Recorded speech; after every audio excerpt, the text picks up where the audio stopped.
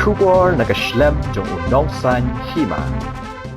Menteri Katanat Puli Puthi ke Sarkar Jilla Rakkam Sangma ulaong bagajing jit di Dkhot kiban mi khamat ya ke Meghalaya State Education Commission kaladon mentah ka rai ka bakhaddo bat ka sarkar kan sa Pynbna ya ki kerteng jong kita ki Dkhot haki Ar-Taïew banwan habakren si ki katto kat nengot ki lat pathai kubor Rakkam ulayai ban halor ka jingdon kam ban pentikna ba ka commission ka de ban long ka bapura ka ban trekam bat ka ban pet habaro ki liang jong ka Puli Puthi bandon ula ongru ba ka kinhon wat banyak kala jan dem ya ka tega kam bat marsen dep ka jingshong jingelang ka ba khatdo an sala ban yoi ya ka dur ka ba syai Rakkam ula benrap ru da ka ba ong babaro ki Dkhot jong ka State Education Commission kindai napo ka jela Sarkar Jilla kala tharu da ke Meghalaya State Education Commission nagabenta ban wanra yaki jubab ki baklan bat ki jingele ban ajing mut nagabenta ban kinteu yaka Puli Puthi Hapoh ke Jilla.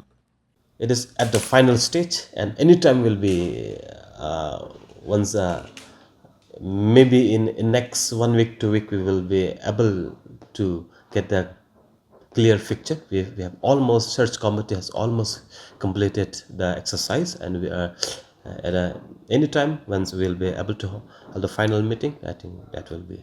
Well, these members of the State Education Commission, are they all from the state?